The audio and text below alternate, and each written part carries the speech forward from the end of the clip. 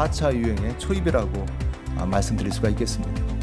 7월까지는 또 8월 초까지는 현재 단계의 수준이 현재 확진자가 되지 않을까.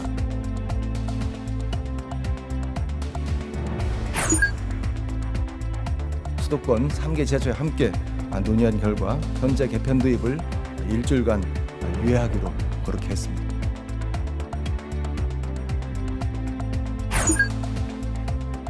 방역을 더 20, 30대 강화를 하고 정부도 최대한 스와프를 하건 어떻게 하건 다 해외에서라도 백신을 빨리 갖고 와서 맞게 하는 방법을 강구를 해야 된다고 생각합니다.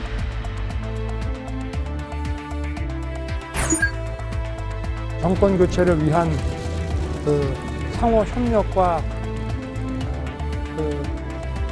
앞으로 어떻게 해나갈지에 대한 그런 대강의 방향에 대해서 서로가 서로에 대해서 이해의 폭을 넓히는 좋은 계기가 되었다고 생각합니다.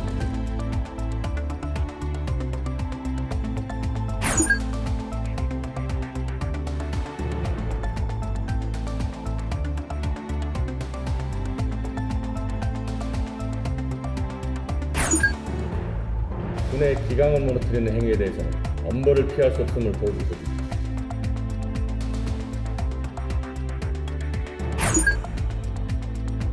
이번에 결혼을 하면서 적용받게 된 기간이 2,596만 원이거든요.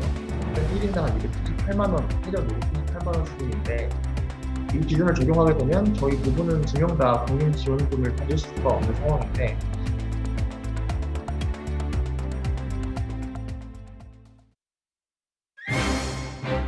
여러분 안녕하십니까? 뉴스나이트 시작합니다.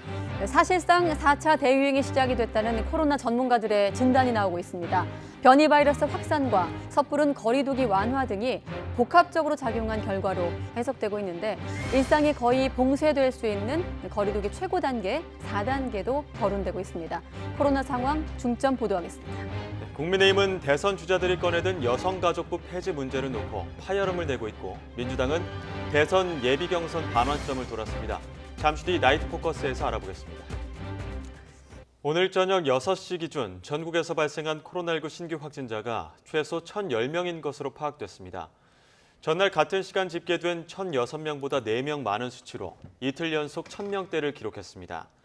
특히 유행이 집중적으로 발생하는 수도권에서만 840명 넘는 확진자가 발생했습니다. 저녁 6시 기준 서울에서 발생한 신규 확진자는 489명, 경기와 인천은 오후 5시 기준으로 각각 304명, 62명으로 집계됐습니다. 네, 그런가 하면 저마다 SNS에 인증 사진을 올릴 정도로 선별진료소는 검사를 받으려는 시민들로 그야말로 장사진을 이뤘습니다. 대기줄이 무려 500m에 달하거나 검사량 급증으로 업무 차질을 빚는 선별진료소까지 생겼습니다. 엄윤주 기자가 보도합니다. 서울 강남구 삼성역에 설치된 선별진료소 앞이 이른 오전부터 발 디딜 틈 없이 북적입니다. 정장을 입은 직장인들의 모습도 눈에 띕니다.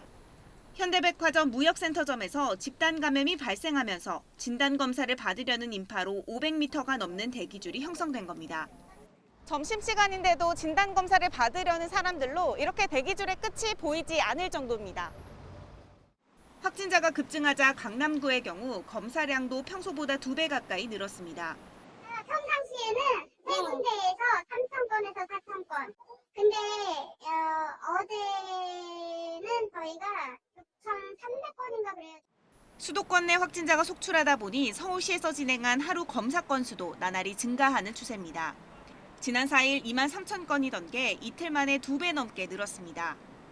몰리는 인파의 거리 두기도 잘 지켜지지 않아 검사를 받으러 왔다가 도리어 감염되는 건 아닌지 걱정해야 할 판입니다. 일단 삼성 직장인들이 다 이쪽으로 몰려 나온 거라서 줄 간격도 원래는 막 2m 지켜야 되는데 2m도 안 지켜지고 기다리는데 시간도 너무 오래 걸려서 걸리지 않은 사람도 이제 기다리다가 이제 같이 옆에 있던 사람한테도 옮기지 않을까라는 걱정이 좀 많이 됩니다. 서울시는 임시 선별검사소를 추가 설치해 현재 26곳을 51곳까지 늘리기로 했습니다.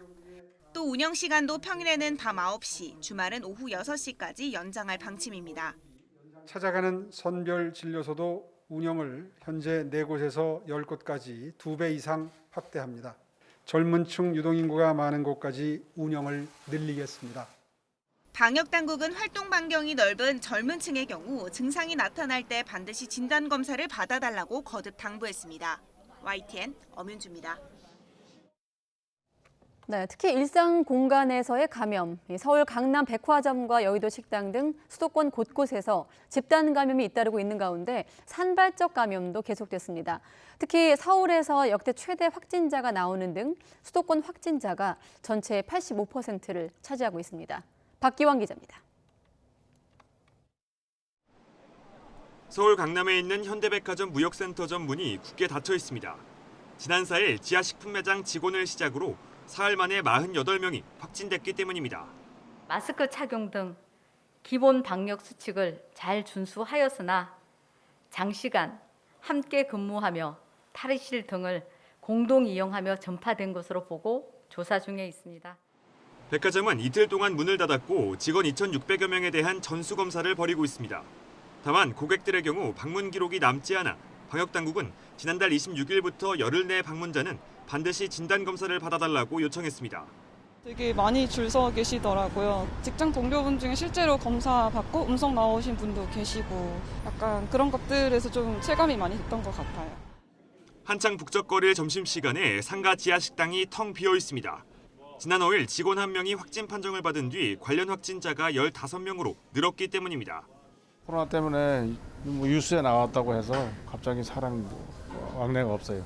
지금까지 이런 적이 없었는데 오늘부터 아주 심하네요. 여의도에선 식당과 쇼핑몰에 이어 증권사에서도 확진자가 나왔지만 추가 확산은 아직 드러나지 않았습니다. 자주 갔던 곳들이라 좀 많이 우려가 됐고 그래서 좀 더 돌아다닐 때 좀 더 조심하고 있어요. 조금 더 이제 사람 적을 만한 식당이나 좀 더 열린 공간의 식당들을 찾고 있어요. 서울에선 하루 577명이 확진 판정을 받아 역대 최다치를 넘어섰습니다. 또 수도권에서만 전체 확진자의 85%가 나왔는데 지난해 말 역대 최대를 기록했을 때보다 15%포인트 가까이 더 수도권으로 쏠려 있습니다. 정부는 수도권 확산을 억제하기 위해 역학조사 역량을 집중하고 방역수칙 점검도 강화하기로 했습니다. YTN 박견입니다. 네, 확진자 전체의 85% 이렇게 수도권이 대유행의 진원지로 꼽히고 있지만 정부는 거리 두기 방역 수칙을 강화하지 않고 현 단계를 유지하기로 했습니다. 다만 확산세가 꺾이지 않는다면 새 거리 두기 체계에서 가장 강력한 4단계를 즉시 적용할 계획입니다. 계속해서 박홍구 기자입니다. 지난 일주간 수도권의 하루 평균 확진자는 636명, 서울은 357명입니다. 새로운 거리두기 체계에서 3단계에 해당하는 수치입니다. 하지만 3단계에서는 실내 체육시설의 운영 시간이 24시로 확대되고 운영이 중단됐던 유흥시설도 22시까지 영업할 수 있습니다. 정부는 이 같은 새 거리두기 체계 적용에 따른 방역 완화 조치가 잘못된 신호를 줄 수 있다고 판단해 현 단계를 유지하기로 했습니다. 수도권 3개 지자체와 함께 논의한 결과 현재 개편 도입을 일주일간 유예하기로 그렇게 했습니다. 현재 이행 2단계가 종전의 2단계가 연장되는 거라고 볼 수가 있겠습니다. 이에 따라 새 거리두기 이행은 지난주에 이어 또다시 미뤄지게 됐습니다. 하지만 수도권의 확산세가 계속돼 주간 일평균 확진자가 1,000명을 넘을 경우 새 거리두기 체계 4단계를 즉시 시행하기로 했습니다. 델타 변이와 젊은 층의 무증상 감염 등 현재 감염 양상을 볼 때 확산세는 당분간 이어질 전망입니다. 지금 발표된 델타 변이 바이러스에 차지하는 비율은 일주일 전의 비율이라고 보시면 될 것 같습니다. 그래서 만약 오늘까지의 결과가 다음 주에 나온다면 델타 변이 바이러스가 차지하는 비율이 훨씬 더 높을 것으로 예상이 됩니다. 새 거리두기 4단계가 적용되면 저녁 6시 이후에는 2명까지만 모임이 가능하고 다중이용시설은 22시까지만 영업할 수 있습니다. 클럽과 헌팅포차, 감성주점 등 유흥시설은 영업이 금지됩니다. 정부는 하지만 백신 접종 완료자에 대한 인센티브는 그대로 유지해서 5인 이상 모임 인원 기준에서 제외한다고 밝혔습니다. 정부의 오락가락 방역 정책이 거리두기 완화와 일상 회복을 기대하는 국민에게 실망과 혼선을 안기고 있습니다. YTN 박홍구입니다. 방역당국은 최근 급격한 확산세의 중심엔 20, 30대가 있는 것으로 보고 있습니다. 활동량이 많은 젊은 층을 중심으로 감염이 퍼지면서 이들에게도 백신 접종이 빨리 이루어져야 한다는 지적이 많습니다. 홍민기 기자가 취재했습니다. 대학교가 모여있는 서울 신촌의 한 거리. 한 손에 커피를 든 젊은 남성이 마스크를 턱까지 내린 채 걸어갑니다. 걸어가실 때 내리시는 게 보여서. 커피를 마시고 있어가지고 거리 두기가 오래되다 보니까 아무래도 좀 피로감? 상대적인. 야외에서 마스크를 아예 벗고 음식을 먹거나 대화를 나누는 모습도 쉽게 눈에 띕니다. 지난주 서울의 한 놀이공원에선 수많은 젊은이가 거리 두기 없이 몰려 주변 사람들이 눈살을 찌푸리기도 했습니다.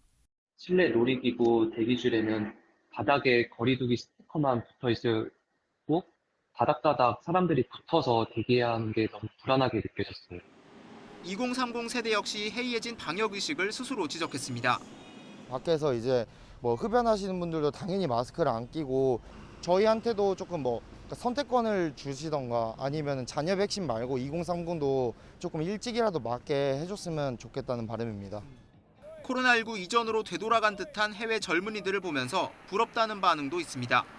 유럽 쪽에 축구가 개막하기 시작하면서 거리 응원도 하고 모여서 응원하는 모습을 뉴스에서 좀 보긴 했었어요. 일상생활도 못하고 이렇게 답답한 마스크 쓰고 있어가지고 좀 부러운 면도 없지 않아 있었습니다. 방역당국은 최근 급격한 확산세를 주도하는 원인으로 2030 세대를 꼽았습니다.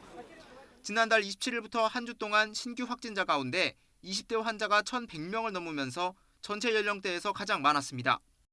6월 중순경부터 아마 20, 30대 중심으로 주점, 특히 유흥시설은 아니지만 유흥시설처럼 운영되는 일반 주점 등을 통해서도 상당수가 확산이 된 걸로 보고 있습니다. 전문가들은 젊은 층을 대상으로 광범위한 진단검사를 벌이는 동시에 백신 접종 속도를 더욱 높여야 한다고 강조했습니다. 방역을 더 20, 30대 강화를 하고 정부도 최대한 스와프를 하건 어떻게 하건 다 해외에서라도 백신을 빨리 갖고 와서 맞게 하는 방법을 강구를 해야 된다고 생각합니다. 현재 방역당국의 백신 접종 계획을 보면 18살부터 49살에 대한 접종은 다음 달부터 사전 예약 순서에 따라 진행됩니다. YTN 홍민기입니다. 지난해 경기 연천 신병교육대에서 하루 60여 명의 확진자가 발생하면서 군 방역에 비상이 걸렸었는데요.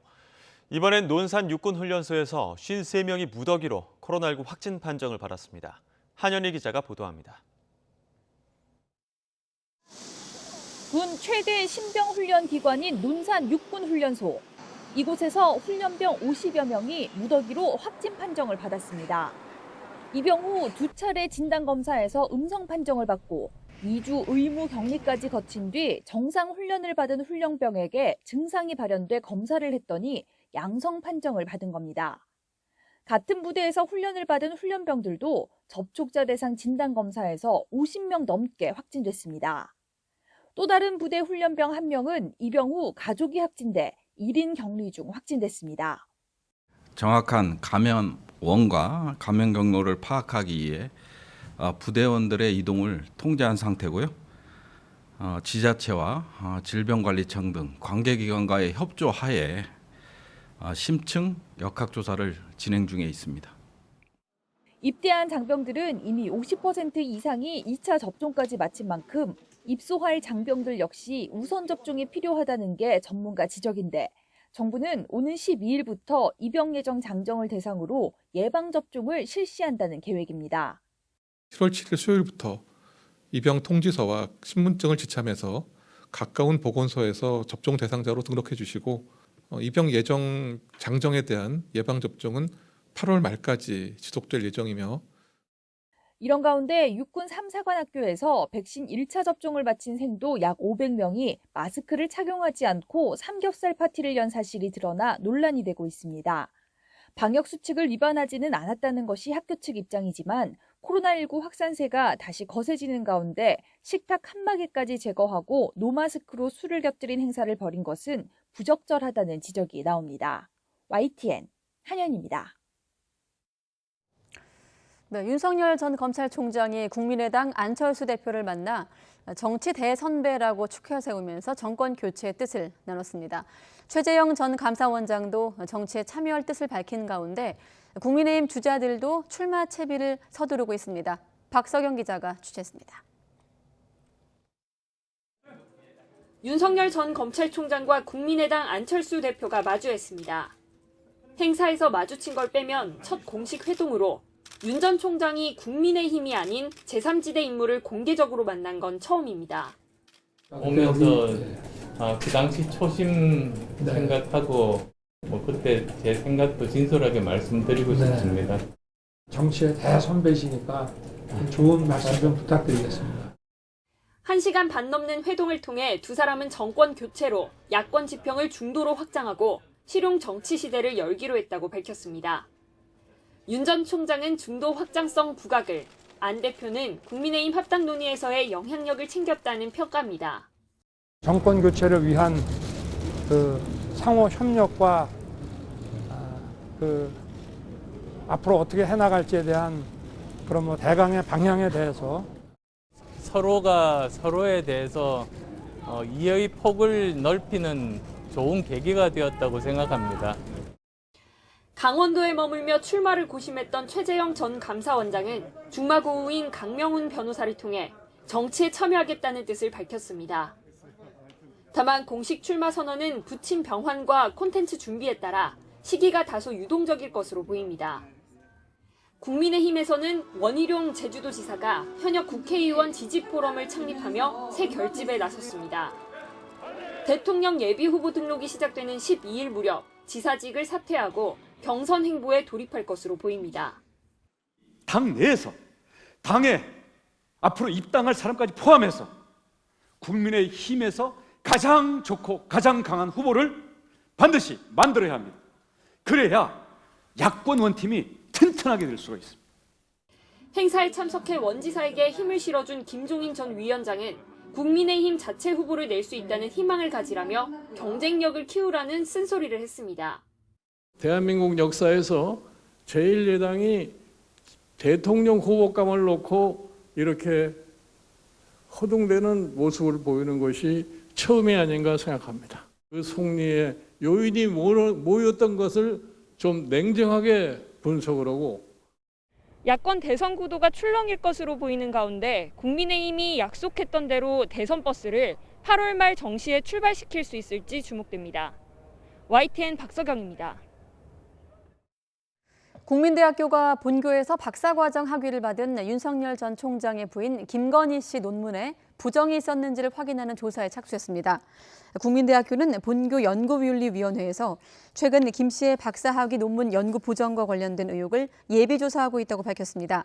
대학은 김 씨가 테크노 디자인 전문대학원에서 박사학위를 받았던 2008년 논문, 아바타를 이용한 운세 콘텐츠 개발 연구, 애니타 개발과 시장 적용을 중심으로 등의 문제가 있었는지 살펴보겠다는 계획입니다.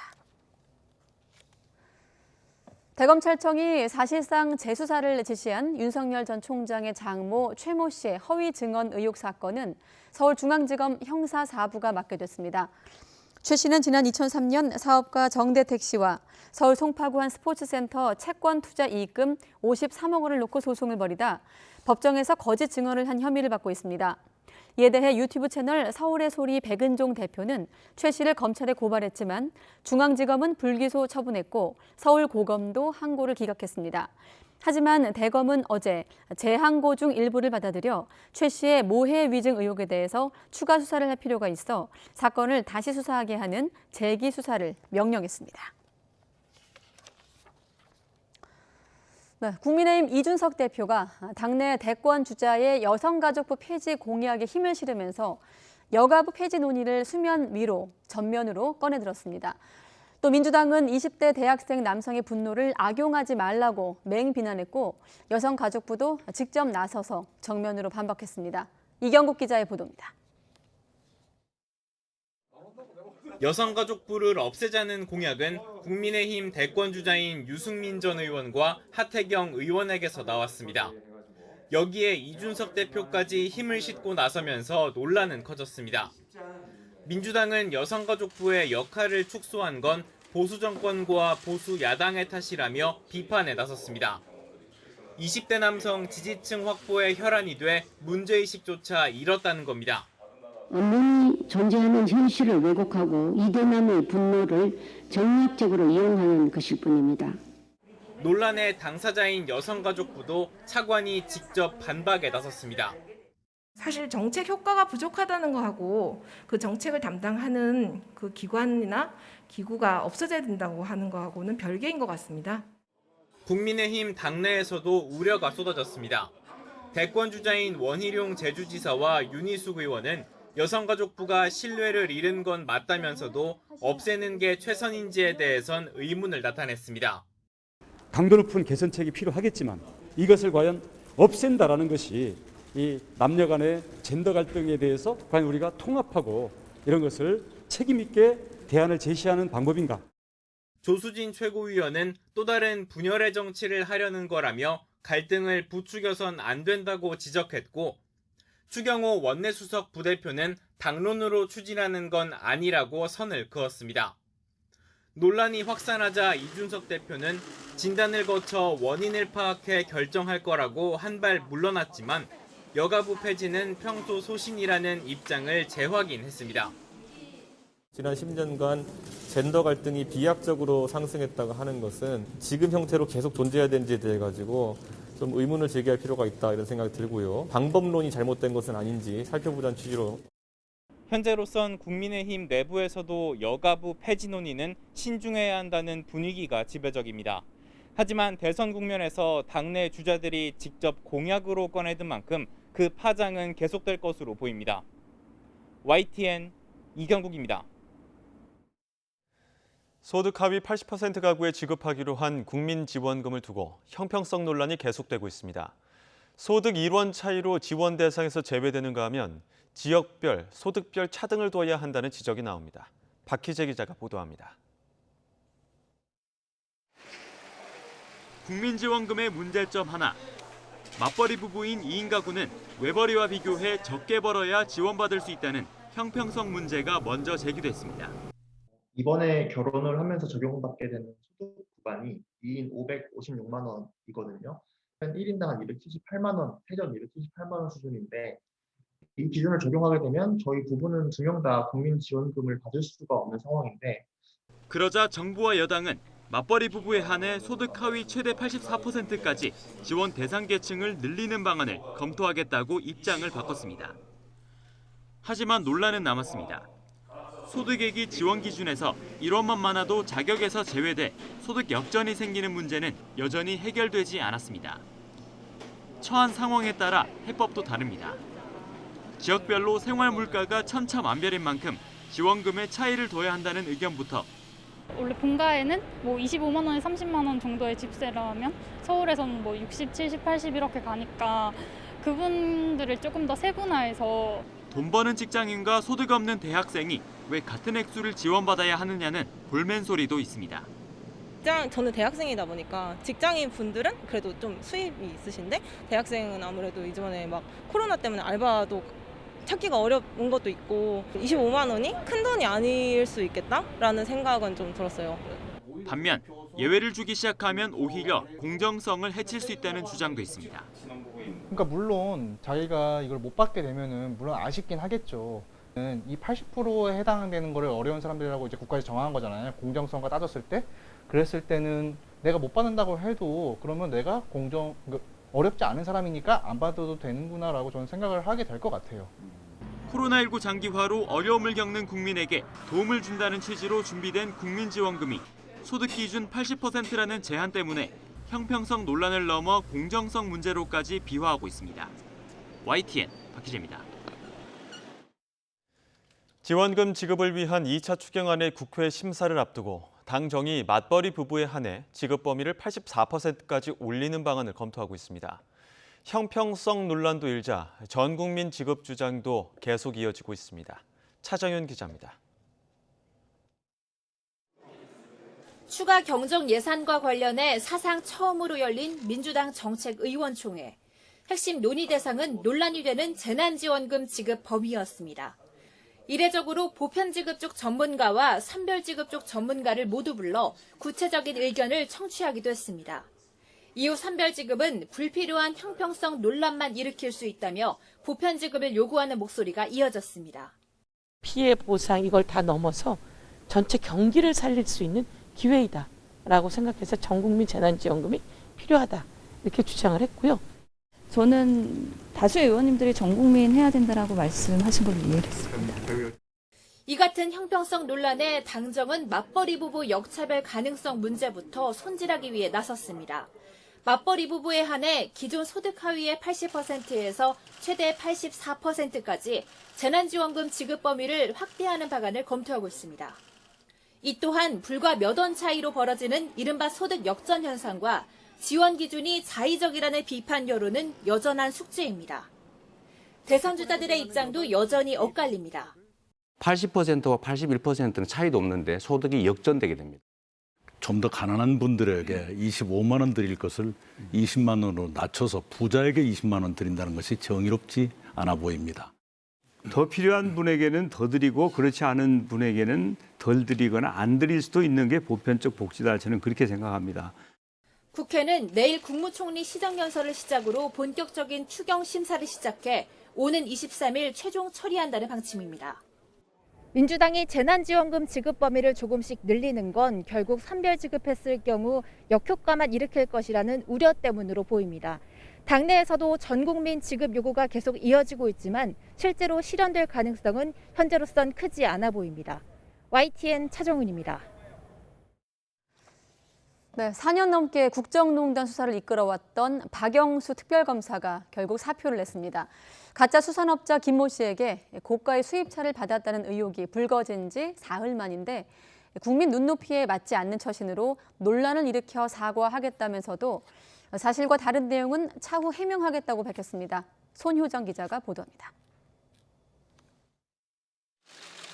국정농단 사건을 맡아온 박영수 특별검사가 임명 4년 7개월 만에 청와대에 사표를 제출했습니다. 자칭 수산업자 김모 씨로부터 고가의 수입차를 받았다는 의혹이 불거진 지 사흘 만입니다. 박 특검은 입장문에서 더는 직무를 수행하기 어렵다고 판단했다며 국민 눈높이에 맞지 않는 처신으로 논란을 일으킨 점을 사과했습니다. 수산업자 김 씨의 실체를 파악하지 못한 채 청탁금지법으로 입건된 이모 부장검사에게 김 씨를 소개해준 부분에 대해서는 도의적 책임을 통감한다고 밝혔습니다. 다만 자신을 둘러싼 의혹 가운데 사실과 다른 보도 내용에 대해서는 차후 해명하겠다고 선을 그었습니다. 박 특검이 사표를 내면서 특검법상 독자적으로 재판 등을 진행할 수 없는 특별검사보 2명도 사의를 표했습니다.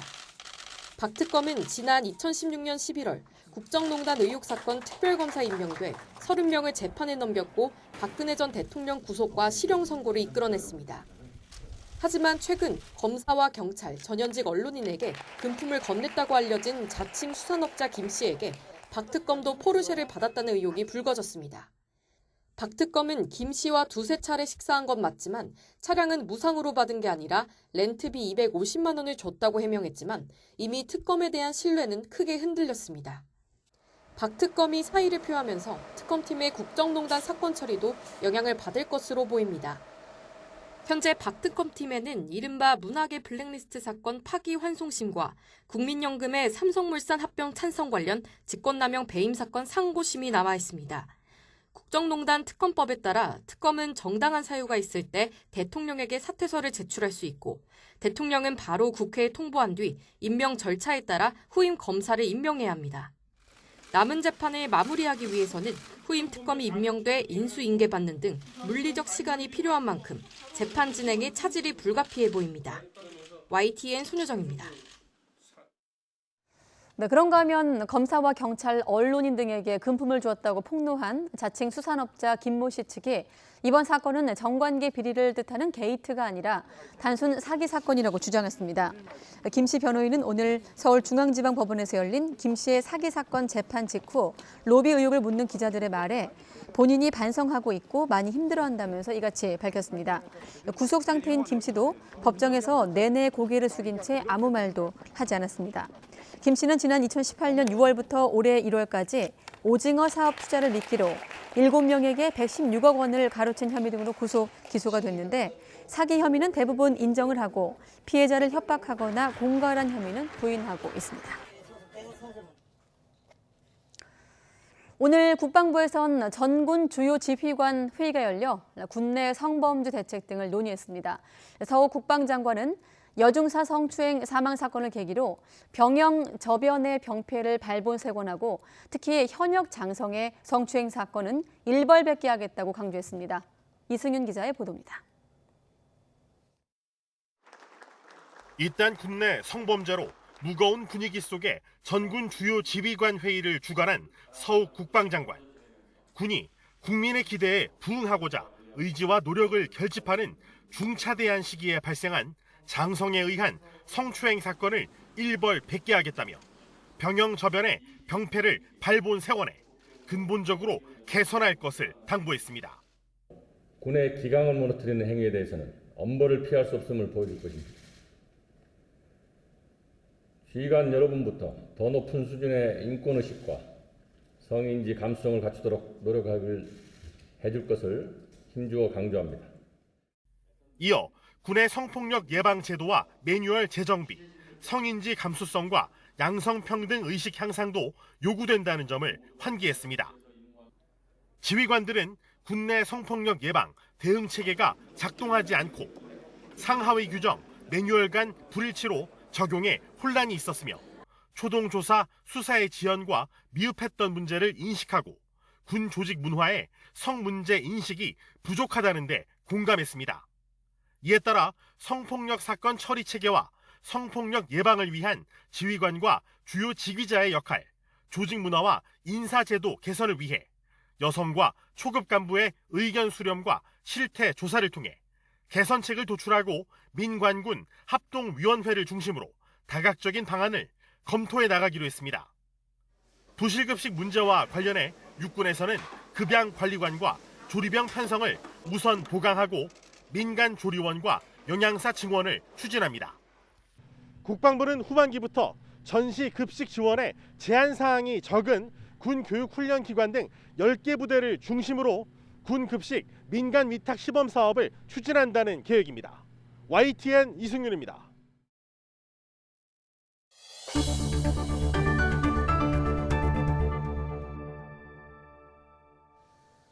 부산과 경남 지역에 호우경보가 내려진 가운데 늦은 오후부터 주택 침수를 포함한 피해가 잇따르고 있습니다. 취재기자 연결해 자세한 내용 들어보겠습니다. 권남기 기자. 네, 사회부입니다. 네, 부산 그리고 경남 지역 지금 비가 많이 온다고 하는데 피해 상황 전해주시죠.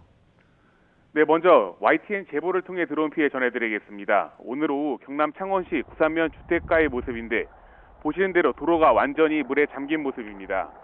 주택이나 편의점 바로 앞까지 물이 가득 들어찼는데 일부 주택은 집 안까지 물이 들어왔다고 합니다. 피해 주민의 말 직접 들어보시죠. 저희 마당까지 물이 차오르고 그다음 마당에서 신발장까지 한 5분. 그래서 이제 신발장에서 이제 대피를 해야겠다고 전기를 내리고 나오는데 한 10분 걸렸거든요. 그 사이에 이제 장판 안방까지. 네, 다음은 창원시 용원동의 오늘 오후 모습입니다. 장대비가 계속되면서 도로 대부분이 흙탕물에 잠겼습니다. 이곳은 다행히 비가 조금씩 그치면서 지금은 물이 빠지고 있다고 합니다. 네, 다음 영상 보시면요. 다음은 경남 김해시입니다. 1시간 전쯤 촬영된 영상인데 계속 내리는 비에 하천이 불면서 산책로가 물에 잠겨 보이지 않는 모습입니다.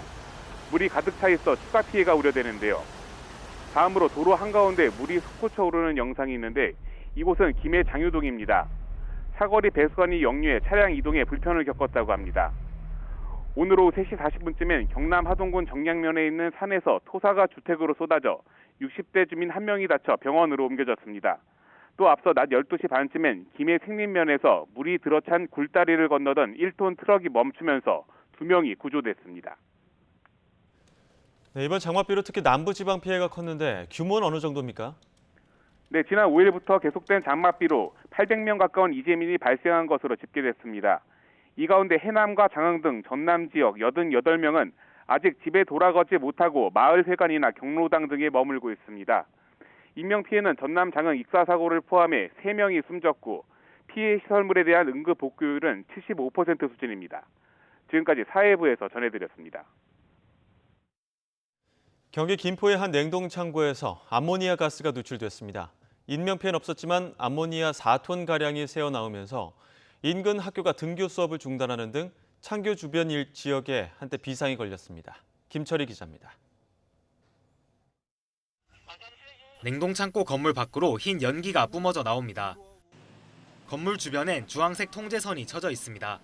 경기 김포시 대곤면 냉동창고에서 냉매로 쓰던 암모니아 가스가 누출됐다는 신고가 접수된 건 새벽 4시 50분쯤. 암모니아 가스가 다량으로 누출됐다. 사람들은 대피했다. 누출량을 알 수 없다. 이런 내용으로 신고 들어왔어요. 출동한 소방대원들은 냉동창고 2층 밸브에서 암모니아 가스가 새어나오는 것을 발견하고 즉각 조치에 나섰습니다. 특수구조대까지 투입해 가스가 나오는 구멍을 막았고 지상 2층 규모 창고에 가득 찬 암모니아 가스를 밖으로 빼내는 데 주력했습니다. 다행히 인명피해는 발생하지 않았습니다. 암모니아 냄새를 맡은 공장 노동자 2명이 긴급히 밖으로 대피해 다친 사람은 없었습니다. 하지만 4톤가량 암모니아가 이미 공장 밖으로 빠져나간 상황. 고농도의 암모니아가 기체에 노출되면 폐 손상과 함께 사망에 이를 수도 있는 만큼 김포시는 비상 대응에 나섰습니다. 인근 마을 3곳 주민들에게 외부 출입을 자제하라는 안내방송을 내보냈고 암모니아 가스가 누출됐다는 내용이었었고요. 또 무슨 사고가 있나 그렇게만. 사고 현장 일대 출입은 통제했습니다. 집 안에 들어가 있으라고 그래. 그래서 이제 그러니까 좀 겁이 났지. 초원지름 여기 다 가깝거든. 그럼 바람에 뭐 어디는 못 가요? 또 혹시 모를 피해에 대비해 주변 초등학교와 유치원의 등교 수업도 전면 중단시켰습니다.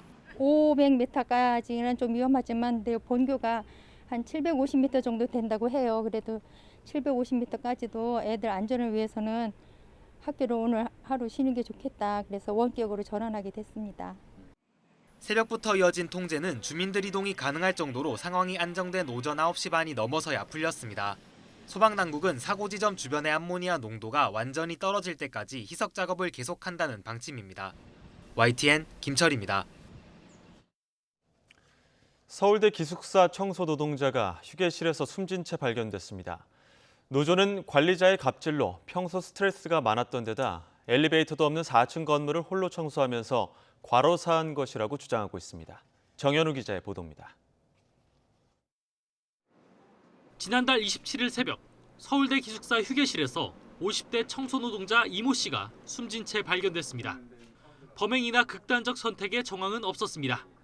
저희들은 뭐 특별하게 처리할 게 없어요. 자살이라든가 뭐 사건 관련이 아닌 거라. 평소 지병도 없던 이 씨가 사망한 이유는 과로 때문이라는 게 노조와 유가족의 주장입니다. 코로나19로 배달 음식 쓰레기까지 늘었지만 이 씨는 승강기가 없는 4층짜리 기숙사를 홀로 청소했다는 겁니다. 네, 한동씩 이런 거예요. 대단히 한 사람들은 다 힘들다고 그러더라고요. 크니까는 그냥. 층마다 쓰레기를 모아 100리터짜리 봉투를 매일 6, 7개씩 채워 옮겼습니다. 숨진 이 씨는 건물 1층까지 봉투를 들고 내려와 50m 넘게 떨어진 쓰레기 분리수거장까지 옮겨야 했습니다. 청소 노동자들을 더 힘들게 했다는 건 한 달 전 부임해온 관리팀장의 갑질 의혹. 기숙사 이름을 한문이나 영어로 적게 하고 건물 준공 연도까지 묻는 시험을 보게 해 점수가 낮으면 공개했다고 합니다. 매주 회의를 열고 정장을 차려입지 않거나 수첩 등 준비물을 빼먹으면 인사고과에 반영하겠다고 엄포를 놓은 것으로 전해졌습니다. 동료 한 분은 점수가 공개되어 동료들 앞에서 창피를 당했습니다.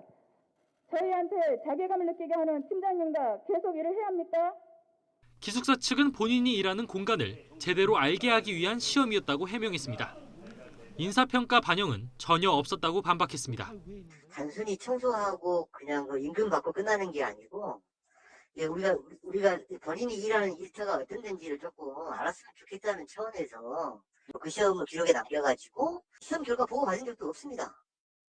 노조와 유가족은 공식 사과와 과로사 진상규명을 촉구하는 탄원서를 학교 측에 제출했습니다.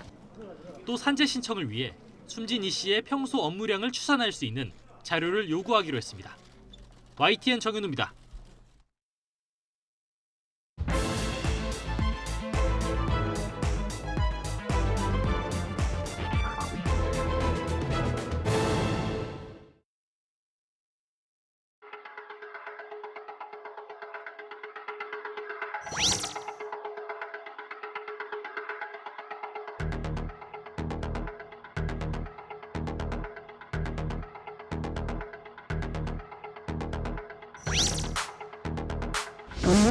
존재하는 현실을 왜곡하고 이겨내는 분노를 정략적으로 이용하는 것일 뿐입니다. 이것을 과연 없앤다라는 것이 젠더 갈등에 대해서 과연 우리가 통합하고 이런 것을 책임 있게 대안을 제시하는 방법인가? 사실 정책 효과가 부족하다는 거하고 그 정책을 담당하는 그 기관이나 기구가 없어져야 된다고 하는 거하고는 별개인 것 같습니다.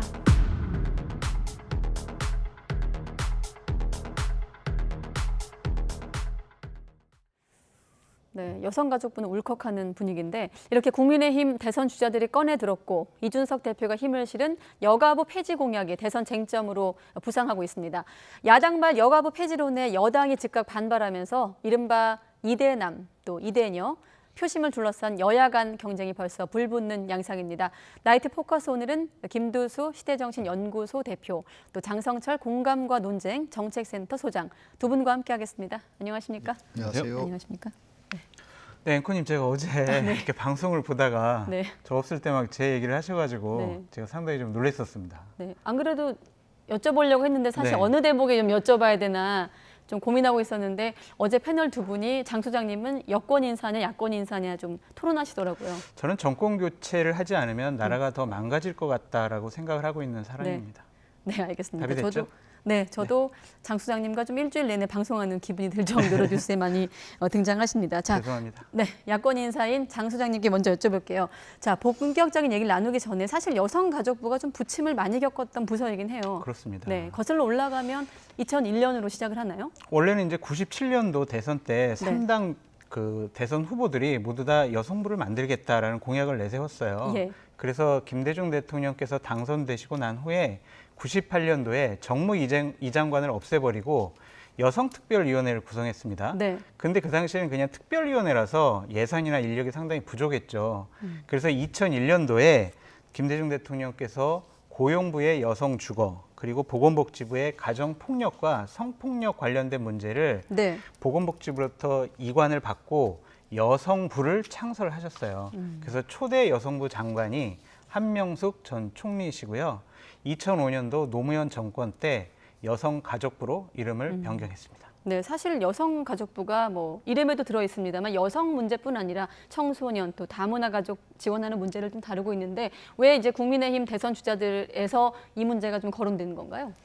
이런 문제에서 가장 선동적이고 쉬운 해결 방법이거든요. 네. 뭔가 문제가 되는 부서, 쟁점이 되는 부서는 없애버리겠다, 폐지하겠다 할 때 그게 가장 인상도 강렬하고 설명도 어떤 의미에서는 쉬운데 이게 복잡한 문제입니다. 여성 정책을 수립하고 여러 가지를 또 보호하는 청소년 보호부터 해서 여러 가지를 하고 있는 일인데 네. 현재 정치권 내에서는 야당 내에서의 이준석 대표를 비롯한 신주류들이 이 생각을 많이 하고 있는 것 같아요. 특히나 서울시장 선거를 한다든지 이런 과정을 통해서 한국 사회에서 20대 남자, 30대 남자까지를 포함한 이 현상에서 여성 뭐 흔히들 말하는 젠더 갈등, 젠더의 역차별이 있다 이런 주장을 통해서 이것을 더 정치적 세력을 해나가는 어떤 계기로 삼겠다 이렇게 생각하는 것 같습니다. 네, 방금 말씀하신 그 대목을 기반으로 민주당이나 정의당에서 즉각 반발하고 있습니다. 그러니까 20대 남성의 분노를 좀 정치에 악용하고 있다 이런 비판 아니겠습니까?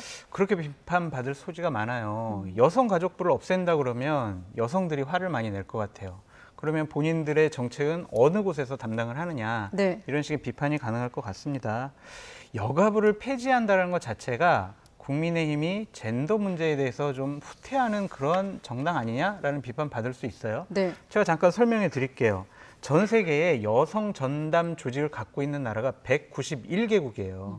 그리고 부나 청 이렇게 독립된 기관으로 여성 가족 이런 것들을 좀 돌보는 그러한 것이 137개국이 이렇게 부와 청을 갖고 있어요. 그렇기 때문에 이런 곳에서 양성평등이라든지 소수자를 보호하는 그러한 여러 가지 정책들을 실현하고 있는데 네. 우리나라가 여가부를 폐지한다면 이러한 전 세계적인 흐름과도 좀 다를 수가 있다. 또 다른 비판과 다른 사인을 다른 나라들에게 줄 수 있다라고 말씀드립니다. 네, 역시나 그렇다 보니 논란의 당사자인 이제 여성가족부 역시 차관이 직접 나서서 반박에 나서기도 했습니다. 한번 들어보시죠. 우리 여성가족부가 없다면 어디에서 이런 도움을 받으실 수가 있을까요? 그래서 저희는 저희의 도움을 필요로 하시는 분들을 위해서 항상 저희 이 자리에서 최선을 다하고 있습니다.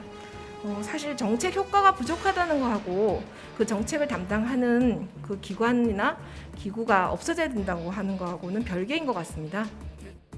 지금 김 차관도 언급을 했다시피 이제 폐지를 하자고 주장하는 쪽에선 정책 효과가 부족하다는 논리인데 이 여가부 입장에선 그 부족하다는 것과 기관이 사라져야 된다, 없어져야 된다는 건 별개 문제 아닌가 하는 건 아니겠습니까? 예, 우리 한국 사회에서 과거에는 이념 갈등, 그리고 정치적으로 또 지역 갈등, 이제는 약간 그게 더 21세기형이라고 할 수 있는 젠더 갈등이 본격화되면서 네. 여성가족부를 둘러싸고 여가부가 하는 여러 정책들이 사회적 이슈가 된 적이 꽤 있습니다. 그러니까 노무현 대통령 시절에는 뭐 여가부가 연말에 그 뭐랄까요, 뭐 성매매 같은 것을 덜하면 뭐 이렇게 남성들에게 보조금을 주겠다라든지 이런 정책이 있었다든가, 예.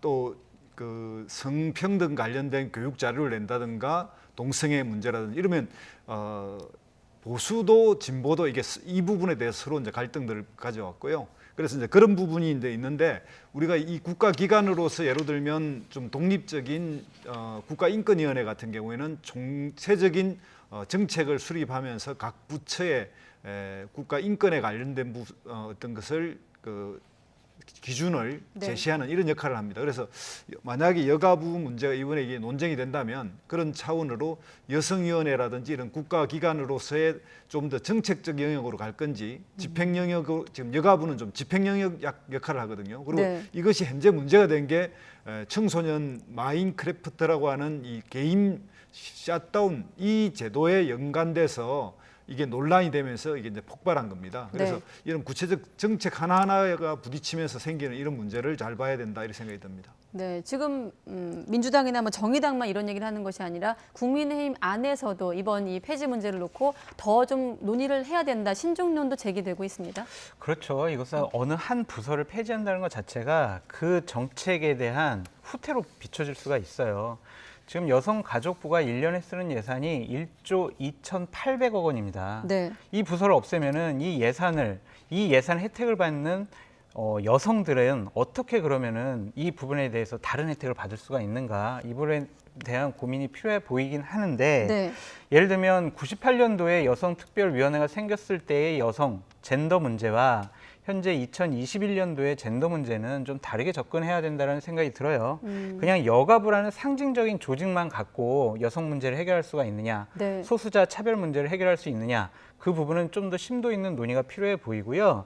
단지 개별 부처에서 여러 가지 통합된 의견들이 종합적으로 실행돼야 될 부서는 필요하다는 생각이 듭니다. 소를 잃었으니까 외양간을 고쳐야지 외양간을 없애면 다음에 들어오는 소는 어떻게 키웁니까? 그러니까 이런 부분은 당대표께서 나서서 저는 소신이 여가부 폐지가 소신이에요. 이런 식의 접근 방법이 아니라 대선 후보들은 여가부 폐지를 원하면 그거에 맞는 좀 더 현실적이고 세밀한 공약들을 다듬어라. 그래서 대안이 무엇인지를 제시해라. 당에서도 정치기를 통해서 다른 대안을 한번 마련해 보겠다라고 얘기하는 게 맞지 그냥 확정적으로 얘기하시는 것은 좀 잘못된 표현이 아닌가라는 생각이 듭니다. 네, 말씀하신 대로 이제 본질적인 얘기를 떠나서 뭐 득표에도 도움이 안 될 거란 이런 내부 비판도 있습니다만 이준석 대표가 소신이다 이렇게 표현을 했거든요. 이 대표 얘기도 한번 들어보겠습니다. 지난 10년간 젠더 갈등이 비약적으로 상승했다고 하는 것은 지금 형태로 계속 존재해야 되는지에 대해 가지고 좀 의문을 제기할 필요가 있다 이런 생각이 들고요. 방법론이 잘못된 것은 아닌지 살펴보자는 취지로. 네, 그러니까 방법론이 잘못된 건 아닌지 살펴보자는 취지였다고 했습니다만 소신이라고 표현도 했습니다. 어떻습니까? 지금 대선을 앞두고 있는데 대선 국면에서 쟁점이 될지도 관심이고 또 공약으로 실현될까요? 예, 이준석 대표 입장에서 보면 성공방정식이었거든요. 이게 특히 20대의 문제를 다루고 이제 젠더 문제를 다뤄서 국민의힘의 어떤 이미지와 국민의힘을 지지하는 열성 당원들의 그룹 이런 것들을 만들어내 이런 경험을 통해서 이제 이 문제를 이야기하고 있는데 이 문제 접근은 한국 사회가 20대와 30대 초반의 남녀에서 이 성평등 문제가 과거 우리 세대, 즉 기성세대가 느끼는 성평등과의 차이가 꽤 있습니다. 네. 거기에서 나타나는 갈등을 좀 더 정치 세력화하는데 특히 여성들은 이런 여성가족부가 있어서 여성의 문제와 정책을 정치에서 정책화를 성공하는 경험이 꽤 있습니다. 예를 들면 뭐 2008년에 호주제 폐지라든지 우리가 그 유교 사회 전통에서 굉장히 그 반대가 심한 이걸 이제 폐지하고 그래서 여성의 입장에서는 꽤 여성 정책들이 성공적으로 정책화가 실현돼 왔습니다. 그러나 20대나 30대 남성의 입장에서는 남성들이 문제를 제기했던 것이 정책적으로 실패했어요. 예를 들면 군 가산점 제도라든지 이런 남성들이 제기한 것이 정책적으로 정치 과정에서 성공한 게 아니라 오히려 실패해 왔기 때문에 그런 측면에서 20대 남성이 오히려 역차별을 받고 있다라고 하는 이런 불만이 생긴 것 같고 이것에 정치적으로는 이준석 대표가 훨씬 더 예민하게 포착해서 이걸 정치적 세력화의 동력으로 삼고 있지 않느냐 이런 생각이 드는데 좀 조심해야 되지 않을까 생각이 듭니다. 네, 소장님은 대선 국면에서 어떻게 작용할 거라고 보십니까? 같은 의견이에요. 자칫 잘못하면 여성들에게 아니 저 국민회의는 우리 여성들을 신경 쓰지 않는 집단이야. 우리 20, 30대가 얼마나 어려운 일을 많이 당하고 있는데 성차별 당하고 성 여러 가지 피해를 많이 당하고 있는데 네. 여성가족부를 없애다니 이러한 비판을 받을 소지가 있어요. 그러니까 이 부분은 되게 신중하게 접근을 해야 된다라고 다시 한번 말씀드립니다. 네, 알겠습니다. 자, 이번엔 예비 경선 반환점을 둔 민주당 대선 토론회를 중심으로 좀 이야기를 해보도록 하겠습니다. 정책 공약 대결이 좀 본격화됐다고 볼 수 있을까요? 그래도 좀 이 지사에 대한 1대7 뭐 격돌 이렇게 제목이 나가긴 합니다만. 지금 뭐 토론회를 계속 보면 거의 이재명 지사에 대한 청문회 수준의 지금 토론회가 개최되고 네. 있어요. 여러 가지 뭐 검증, 도덕적인 검증 부분도 나오고 있고 정책 분야에 있어서도 상당히 다른 후보들이 공격을 많이 하고 있거든요. 네. 이러한 것들을 잘 극복해야 지금 대선 후보 지지율 1등을 달리고 있는 이재명 지사가 보다 더 당에서도 인정을 받고 국민의 선택을 받을 수 있다. 1등 후보가 거쳐야 될 통과 의례 시기다라고 보여집니다. 결국에는요. 이재명 굳히기냐 아니면은 다른 후보들의 뒤집기냐 이 싸움인 것 같은데 앞으로 더욱더 흥미진진해질 것 같습니다. 아까 자막에 김 빠진 사이다라고 이제 비유가 나갔는데 거기에 대해서는 어떻게 생각하세요? 그러니까 말을 바꿨다라는 네. 표현도 많이 지금 언론에 보도가 되고 있고 상당히 수세적인 입장을 많이 보이고 계세요. 네. 원래 이재명 스타일은 그냥 화끈하게 본인이 하고 싶은 말 하는 거 아니겠습니까? 근데 가장 큰 것은 기본소득과 관련된 문제였어요. 네. 저 제1 공약으로 내세운 적이 없습니다. 이런 식으로 본인이 가장 중요하게 생각했던 공약에 대해서 한 발 빼는 모습을 취했거든요. 네. 그러한 부분에서 많은 분들이 아니 사이다 같은 이재명이 왜 김이 빠졌어? 이런 비판을 하고 있는 거죠. 네, 토론회 거치면서 추미애 전 장관의 또 모습도 좀 눈길을 끌지 않았습니까? 사실 이번에는 또 바제 발언을 언급을 했습니다만 또 사과할 발판을 마련해 줬다 이런 평가도 나오고 있고요. 예, 민주당 경선에서 1위 후보인 이재명 후보의 어떤 숙명과 같은 건데요. 본인이 사이다 발언으로 해서 상당한 이제 대중적 지지를 모아왔고 지금의 압도적 1위도 그런 걸 통해서 형성했는데 네. 이재명 지사가 이 대선에 출마하는 과정에서 기존의 자신의 공약을 재정리하고 1번 공약, 2번 공약 이런 것을 정립해가는 와중에 조금 빌미를 준 소지는 있어요. 그러니까 지금까지 기본소득이라든지 이런 것들에 대한 본인의 생각들을 더 확고하게 이제 이야기해서 정리했어야 되는데 네. 이 부분을 좀 뒤로 돌리는 느낌이 드니까 굉장한 후보들은 이런 이제 공박을 했는데요. 뭐 굳이 비유로 이야기하면 사이다를 계속 마실 수는 없습니다. 오히려 물이 더 신선하고 물이 더 훨씬 몸을 맑게 하니까 네. 이재명 지사 입장에서는 국민들이 원하거나 이런 좀 더 자극적인 어떤 공약보다는 실질적 도움이 되는 그리고 또 대선 후보로서의 안정감을 줄 필요가 있었고 이제 그런 측면에서 본인이 경제 공약이 1위다. 기본소득은 두 번째나 핵심 공약이긴 하지만 1번 공약으로는 할 수 없다. 이렇게 이제 이야기를 했고요. 그런 차원에서 봐야 되겠고 추미애 후보의 입장에서는 현재 이재명 추미애 이런 연대라기 차원이라기보다는 네. 민주당 내 개혁을 좀 더 강하게 하자는 그 어떤 그룹과 좀 더 신중하게 속도 조절을 하자는 그 그룹을 일단 나누고 그 내에서 이재명과 함께 보조를 맞추는 그래서 유의를 누가 차지할 것인가에 대한 추미애 후보 입장에서는 이익 경쟁을 선택해서 그런 전략을 쓰고 있다 이런 생각이 듭니다. 이외 경쟁을 의식한 행보다. 그렇습니다. 일단은 2위를 가야만이 결선 투표를 할 수 있으니까. 그렇군요. 그러니까 저는 이번에 쭉 토론회나 면접 뭐 진행된 것을 보니까 네. 이재명 지사한테는 상당히 좀 마이너스 효과가 있지 않았느냐라고 좀 말씀드리고 싶어요. 네. 왜냐하면 검증이라는 부분인데 태도에 있어서 상당히 좀 신경질적인 반응을 보이셨어요. 그러니까 김부선 씨 관련해서 정세균 전 총리가 물어보니까 바지라도 벗을까요? 이런 식으로 얘기를 하고 얼마 전에 경찰에서 성남 FC 구단 후원금과 관련해서 이재명 지사를 좀 조사해야 되겠습니다라고 했더니 아니 경찰이 정치 개입하는 거야? 이런 식의 반응을 보였어요. 네. 지도자가 되겠다는 분 아니겠습니까? 대통령이 되겠다는 분 아니겠습니까? 언론과 다른 야당의 끊임없는 검증에 성실하고 진정성 있게 대답을 하고 해명을 해야지 신경질적인 반응을 보인다는 것 자체는 자칫 잘못하면 이재명 지사가 지도자 깜일까라고 국민들이 다시 한번 생각하게 되는 계기를 마련해 줄 수가 있어요. 네. 앞으로 토론회가 계속 남아있고 여러 가지 뭐 언론 기자회견 등이 있겠지만 이재명 지사께서 지금 보여왔던 저런 모습은 좀 지양했으면 좋겠어요. 그래서 진정성 있게 해명하고 말씀을 해주셔라. 네. 그렇게 부탁드리고 싶습니다. 사실 예비 경선도 있습니다만 앞으로 본 경선 또 거치면서 그럼요. 더욱더 검증은 맞습니다. 거세질 수 있기 네. 때문에 그런 말씀하신 걸로 또 이해를 하고 이 지사에 대한 견제는 야권에서도 나오고 있습니다. 윤희숙 의원, 이 지사가 제시한 부동산 공약을 허무맹랑한 이야기라며 거세게 비판했는데 어떤 표현들이 나왔는지 함께 들어보시죠. 저희가 토지 주택 매입공사, 주택관리공사 이런 걸 만들어서 사실 싱가포르이 여러분 아시겠지만 조그마한 도시 국가인데 만약에 우리나라처럼 부동산 투기를 방치했으면 저 나라 망했을 겁니다. 그런데 저 나라가 부동산 문제 때문에 집 문제 때문에 국민들이 고통받지 않게 되는 것은 결국 국가가 그 토지를 거의 다 매입했기 때문에 국토의 한 80% 정도를 다 국가가 매입했죠. 이게 무슨 정부미도 아니고 아파트를 쟁여놓고 놀리다가 가격이 올리면 시장에 풀겠다 이런 얘기는 정말 허무맹랑한 얘기입니다. 절대로 시장의 흐름을 허용해서는 안 된다라는 도구마가 머리에 있으니까 거기다가 이제 표는 또 받아야 되니까 아주 파퓰리즘과 원리주의가 합쳐져서 아주 허무맹랑한 얘기가 나오기 시작한 거죠.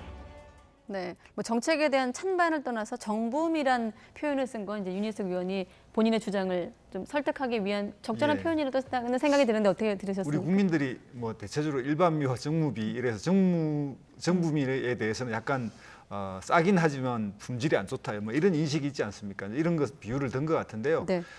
주택 정책에 있어서는 일반적으로 수요 공급에 대해서 정부의 역할이 있습니다. 그래서 공급을 좀 늘린다든가 수요를 억제하는 정책을 하는데 지금까지 좀 빠져 있었던 부분이 이런 주택 전반에 대한 관리, 이것에 대한 통계적 흐름, 시장의 흐름 이런 것들에 좀 더 정부가 삶의 질 차원에서 국민의 기본권이라고 생각한다면 주거권이라는 게 기본권이라 한다면 그런 차원에서 정부가 좀 적극적인 이런 관리를 하겠다는 것이고 그 측면에서 보면 이재명 지사의 이런 정책적 비전이나 아이디어는 상당히 신선하고 한번 생각해 볼 만한 겁니다. 그러니까 주택의 덩치도 크고 이것이 국민 자산에 큰 역할을 차지하고 있지만 이것이 엄청난 뭐 투기로 간다든가 뭐 가수요가 엄청나게 폭발해서 국민들의 어떤 생활의 삶의 질을 확 떨어뜨린다 할 때는 정부 개입이 필요하거든요. 그런 측면에서 이재명 지사가 좀 제안한 건데 이것을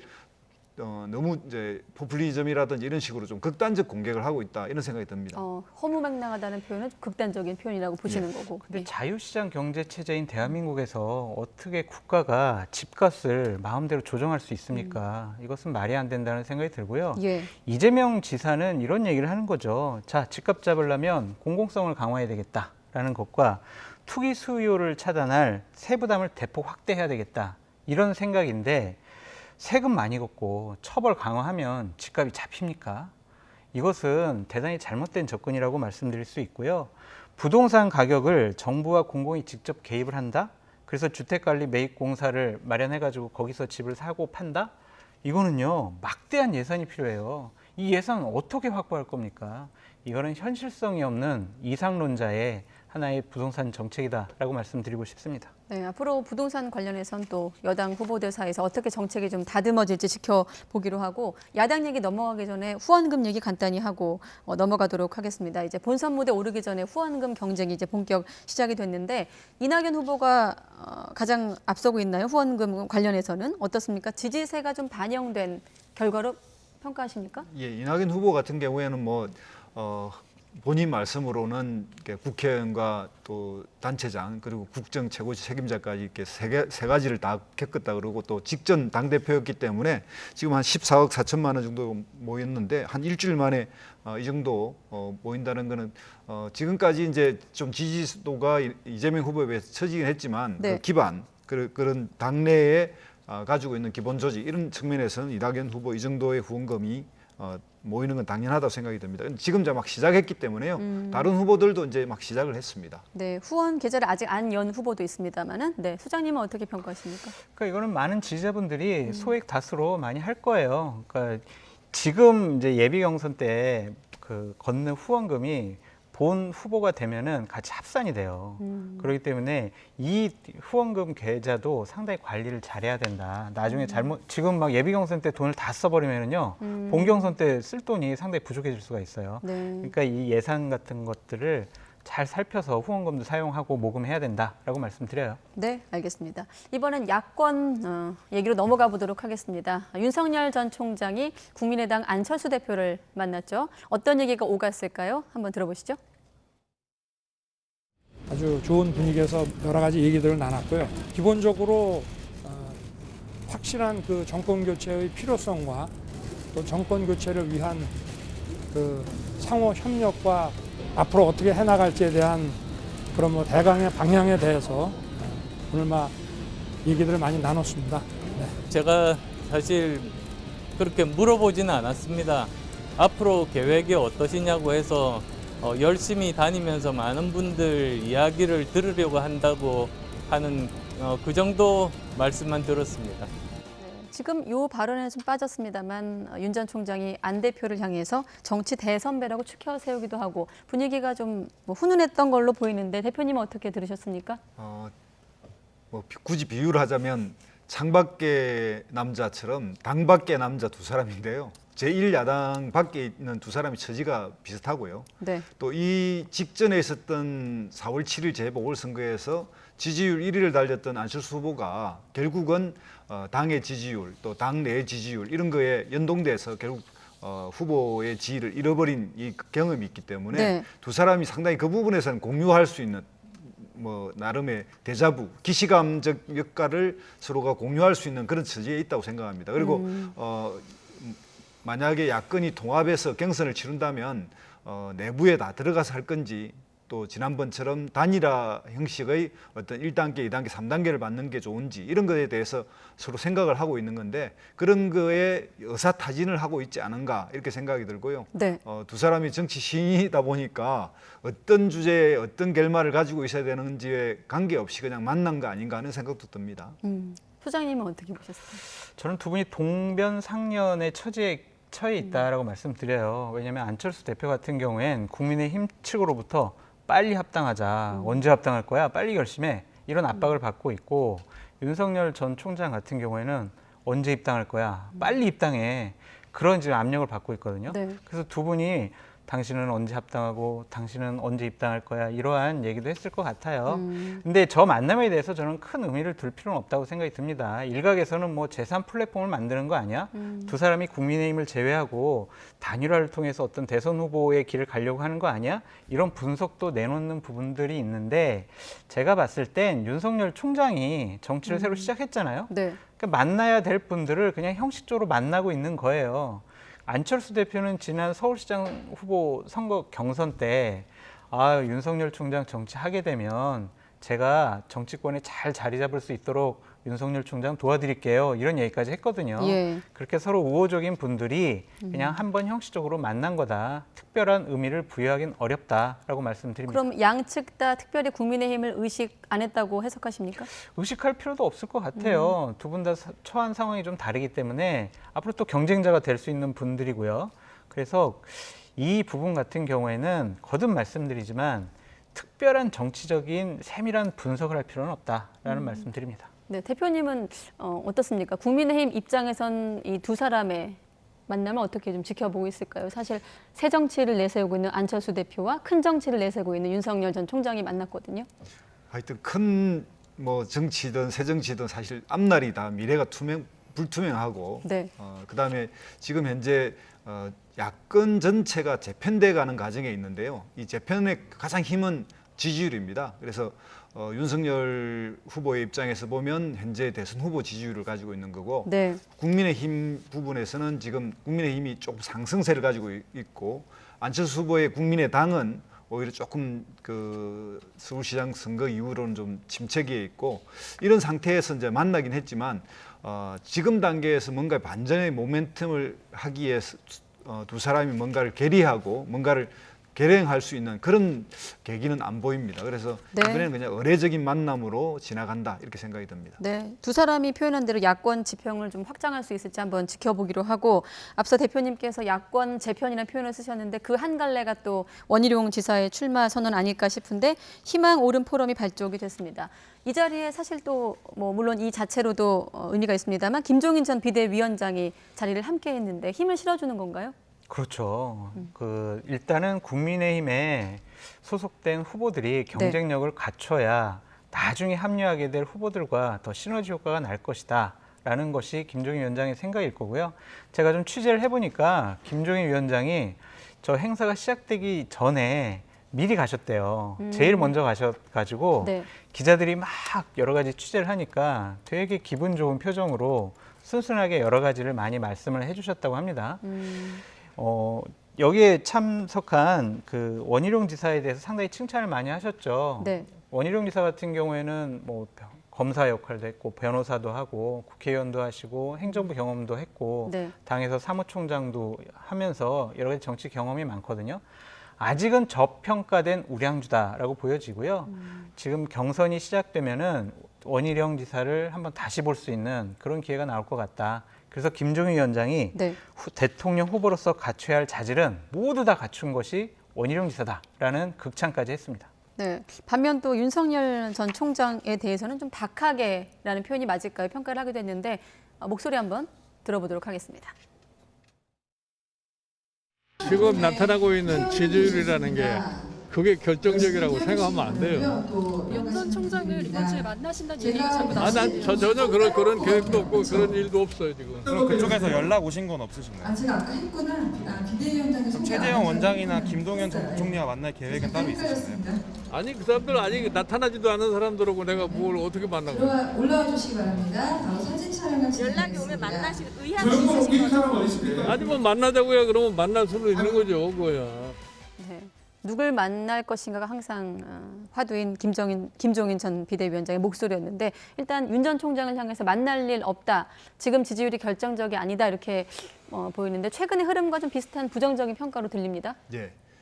김종인 전 비대위원장의 행보를 보면 서울시장 그 보궐선거 이후에 끊임없이 이렇게 흐름이 바뀌어 왔습니다. 그러니까 처음에는 어쨌든 판을 깔고 본인의 구상대로 이렇게 다 후보들 들어오게 하려고 했고 네. 윤석열도 본인의 어떤 그 조언을 받을 거로 생각했는데 뭐 의도했든 의도하지 않았든 결과적으로는 윤석열 쪽에서 김종인 위원장을 패싱한 느낌이 들고요. 이 패싱 과정에 또 의사도 약간 중간에 한번 또 의사 표명이 된 적도 있는데 네. 지금 현재 김종인 그 위원장의 구상이나 이런 거에 윤석열 그 후보 입장에서 줄 게 뭔지 그리고 뭘 조언을 구할지 이런 것이 좀 정리가 안 돼 있는 것 같아요. 이제 그런 측면에서 지금 윤석열 총장은 그러니까 후보는 약간 망설이는 것 같고 김종인 위원장은 이 차원에서 국민의힘 내에 후보들에게 힘도 실어주면서 뭔가 독주를 막으면서 세력적 균형을 이루고 당의 이렇게 자각론 같은 걸 올림으로써 외부에 있는 후보들에게 자극을 줘서 뭔가의 협상이라든지 그러니까 뭔가 이렇게 입당을 시키는 이런 데서 힘을 가지게 해야 된다 이런 생각을 가지고 네. 약간 힘을 안배하고 있지 않느냐 이런 생각이 듭니다. 네. 그러니까 기본적으로 김종인 위원장 생각은 이거예요. 나는 대선 후보 간별사야. 내가 대통령을 만들 수 있어. 그러니까 나한테 도움을 요청해. 나는 언제든지 만나자고 하면 만나줄게. 이런 상황이거든요. 네. 저는 윤석열 총장이 왜 진작 김종인 위원장과 만남을 갖지 않았는지 이해할 수가 없습니다. 타이밍이 늦었다고 그렇죠. 보시는군요. 그러니까 4월 7일 서울시장 재보궐선거 후에 고생하셨습니다. 제가 한번 저녁 한번 모시겠습니다 하면서 그 노고도 고생하셨다고 말씀도 예. 드리고 제가 앞으로 정치하려면 어떻게 해야 될까요? 라는 조언도 구할 수가 있었을 텐데 좀 누구의 어떠한 조언을 받았는지는 모르겠지만 좀 이제 시점이 좀 늦었다. 그래서 김종인 위원장도 좀 화가 나 계신 것 같다라는 생각이 들고요. 며칠 전까지만 해도 뭐 만난다, 며칠 날 만난다, 안 만난다 뭐 이런 얘기도 계속 나오지 않았습니까? 네. 자칫 잘못하면 양측 간에 감정 싸움이 생길 것 같아요. 그것은 훨씬 더 안 좋습니다. 만나서 모든 것을 풀고 도움을 요청하고 열심히 해라 이런 격려하는 모습이 좋지 만나는 것 자체만 갖고 지금 감정 싸움을 하는 것은 양측에 큰 도움이 되지 않는다라는 생각이 듭니다. 네, 그리고 김종인 전 위원장이 조금 전에 나타나지도 않은 사람이라고 지목했던 이제 최재형 전 원장 어떻습니까? 야권 대선 주자로 꼽히고 있는 상황인데 정치 참여를 공식화했습니다. 일단 김종인 위원장이 윤 전 총장에 대한 톤은 좀 달랐습니다. 만나자면 만날 수도 있지 이런 표현을 썼는데 일단 최 전 원장 어떻게 좀 전망하십니까? 이게 굳이 이제 바둑에 비유하자면 보석이 필요하고 중요한 지점에 최재형 원장도 중요한 어떤 지점의 보석이고요. 또 김동연 전 부총리도 중요한 보석으로 보고 있는 것 같아요. 네. 그 보석을 기반으로 해서 세를 행성할지 아니면 바둑에 쓰는 용어처럼 사석으로 최종적으로는 처리될지 모르나 그런 구상 전체에서는 주요한 이제 소재로 보고 있는 것 같고요. 김종인 위원장의 입장에서는 결국 이 판에 본인이 중심이 돼서 헤게모니를 쥐고 가겠다는 생각이 명확한데 네. 어떤 후보도 이분과의 관계에서 건립이 워낙 세기 때문에 잘못하면 본인의 페이스를 잃어버린다든가 본인이 가지고 있는 조직적 이런 캠프의 어떤 성격이라든지 이런 것들을 잃어버릴까 봐 두려워하고 있는 것 같아요. 그러나 냉정히 보면 이런 어떤 지인은 주더라도 결국은 대선 후보가 위에 가거든요. 이제 그런 거에 자신이 있다면 과감하게 가서 엎드리고 도와달라고 할 수 있는데 네. 현재는 그런 자세가 안 돼 있는 것 같습니다. 네, 사실 처가 리스크라고 해야 되나요? 윤 전 총장이 이제 검증대에 오르면서 최 전 원장이 그 대안 주자로 거론되기 시작하지 않았습니까? 그렇다 보니 이제 당 안팎에서도 최 전 원장을 좀 지원하고자 하는 움직임도 적지 않은 상황인데 만약에 대권을 공식화한다면 그 파급력 어느 정도라고 예상하십니까? 저는 좀 회의적이에요. 왜냐하면 저분이 대통령이 되기 위해서 여러 가지 오랫동안 준비해온 분이 아니잖아요. 그래 정치를 잘 모릅니다. 일생을 법조인으로 살아오셨어요. 네. 월성 원전과 관련된 감사원의 감사를 정권의 압력에 굴하지 않고 정말 정정당당하게 본인 소신과 의지대로 감사를 했다. 그것만으로 어떻게 대통령이 될 수가 있습니까? 예. 대통령이라는 자리가 그렇게 쉬운 자리는 아니라고 보여지고요. 미담이 많기 때문에 대선 후보로서 자격이 있고 후보로서 자격이 있다? 그렇게 판단하는 것도 저는 옳지 못하다는 생각이 들어요. 네. 최재형 감사원장이 오늘 저는 정치를 참여하겠습니다라고 선언했지만 그 말이 나는 주연을 하겠어요? 아니면 조연을 하겠어요? 이 답은 아직 안 줬다고 생각이 듭니다. 네. 본인이 이제 언젠가는 어떠한 형식의 대선 후보 출마할 건지 아니면 대선 후보를 도울지 저희가 아직은 알 수가 없지만 주연으로서 역할을 하기에는 여러 가지 많은 한계가 있지 않을까 그런 생각이 듭니다. 네, 알겠습니다. 자, 이번엔 윤곽이 좀 드러나고 있는 재난지원금 문제로 넘어가 보도록 하겠습니다. 어떻습니까? 지금 앞서 저희 그 박희재 기자 리포트에 보면 제목이 1원 차이로 울고 웃고 사실 뭐 소득 역전 문제라든가 또 건보료 산정 기준이나 뭐 시점 이런 문제로 좀 논란이 있는데 일단 소득 하위 80% 지급 정도로 지금 윤곽이 드러났거든요. 어떻게 보십니까? 예, 뭐 대통령께서도 이야기했고 이제 당정 간의 대충 합의가 80%를 해서 어떤 이게 봉합이 됐습니다. 그래서 네. 하위 10%에게는 좀 더 주는 걸로 하고 80% 이상에게는 이제 그 카드 캐시백을 한다 이런 나름의 약간 이제 포트폴리오 같은 정책을 폈는데요. 네. 결국은 80%의 기준에 서 있는 사람들에 있어서의 갈등 그리고 그것을 선별해내는 능력. 그러니까 한국 사회에서 전산망이라든지 의료보험 제도라든지 이런 거에서 그게 어느 정도 좀 이루어지고 있다라고 생각은 하는데 현실에 현장에 가보면 그거에 따른 불만이나 그 민원이 엄청 많게 이렇게 많이 나와서 예. 사실 재난지원금을 둘러싸고 쓸데없는 이제 그 감정적 어떤 충돌도 일어날 가능성도 있고 그래서 민주당의 상당한 주자들은 이럴 바에야 그리고 또 25만 원과 20만 원입니다 차이가 그래서 25만 원 받는 거와 20만 원 받는 다음에 20만 원으로 그냥 전 국민을 주는 것이 공평할 뿐만 아니라 가장 행정적 효율이 높지 않겠느냐 이제 이런 문제 제기가 나오고 있고 이 문제 제기는 저는 일견 타당하다고 봅니다. 그래서 현실적으로 이 부분에 대해서 재정기획부가 이것을 말끔하게 처리 못한다라면 진짜 전 국민 그냥 공평하게 20만 원 주는 정책을 선택하는 게 맞지 않느냐 뭐 하려고 이렇게 80%를 끊느냐 이런 문제 제기가 나올 것 같아요. 근데 이건 기재부의 잘못이라고 볼 수가 없어요. 저는 문재인 정권 차원의 잘못이라고 보여집니다. 작년 1월이 코로나가 처음 발생을 했죠. 네. 그 이후에 재난지원금을 어떠한 기준에서 어떻게 선별을 해서 줘야 될지 상당히 감동늘박이 많았어요. 지금 그 사건이 벌어지고 난 지 지금 1년 한 8개월 정도 됩니다. 정부 뭐 했습니까? 선별 기준 제대로 만들었어야죠. 그래서 정말 한계 상황에 몰린 어려운 분들 집중적으로 도울 수 있는 그러한 기준, 선별 기준을 만들었어야죠. 지난 1년 7개월 동안 뭐 했습니까? 이것은 정부가 무능력하다라고 말씀드릴 수밖에 없습니다. 네. 우리 기사 봤어요. 오늘 삼성전자 직원들 100% 성과급 받는다고. 그분들에게 20만 원, 25만 원 주는 게 중요합니까? 정말 장사가 안 돼가지고 피눈물 흘리는 분들 제가 얼마 전에 강의하러 갔는데 그 옆에 고시원이었어요. 2평, 3평짜리 고시원에서 정말 어렵게 사시는 분들에게 20만 원, 30만 원 더 주는 것. 어느 것이 더 중요합니까? 전 국민에게 다 준다는 것은요. 결국에는 정무적 판단, 정치적 판단, 내년 대선을 위한 판단이 있다고 보여져요. 우리가 그러면 80%만 주면 나머지 20%가 우리를 정말 많이 반대하겠지? 그렇게 우리가 국민들에게 적대감을 우리 받을 필요는 없어 라는 건데 돈은요. 한정돼 있잖아요. 그러면 정말 필요한 곳에 집중적으로 지원하는 게 맞지. 거듭 말씀드리지만 직장이 안정돼 있고 정년이 보장되어 있는 공무원들보다는 정말 어렵고 힘든 분들에게 좀 더 많은 지원이 가는 것이 옳다. 그것은 국가가 해야 될 일이다라고 다시 한번 말씀드립니다. 네, 저도 여기 이 문제에 대해서 지금 들어오기 전에 저희 주변 직원들하고 한번 토론을 해봤는데 물론 이제 객관적인 자료는 아니겠습니다만은 이 지금 말씀하신 그런 대목 조금 더 힘든 사람에게 더 줘야지라는 어떤 그 평균치를 잡는 게 그 선별의 기준을 잡는 게 참 어려운 문제가 아닐까 이런 생각이 드는데 그렇다 보니 이제 이런 얘기도 나왔습니다. 맞벌이 부부에 한해서 84%까지 좀 올려주자. 그러면 또 85%는 어떡하냐 뭐 이런 얘기도 나오고 있습니다만 어떻게 좀 기준점을 잡아야 될까요? 선별을 하는 형식에서 이 모든 이 문제가 발생하고 있는데요. 네. 우리 사회에서 이제 선별의 기준이 뭐 딱 하나로 정해서 그걸로 모든 것을 할 수도 없고 그러니까 자산이 있는 사람과 소득에 있는 사람의 그 선별이 다 좀 다르고 이래서 그래서 보조적으로 또 이 의료보험 납부액 이런 걸로 이제 보조를 하고 있는데 그 상황에서도 이제 뭐 우리 장승철 소장이 말씀했듯이 우리 사회에 재난을 당한 사람들에게 두텁게 그리고 충분하게 좀 더 재난 소득을 주자라고 하는 그 큰 어떤 정신 이런 건 다 동의할 겁니다.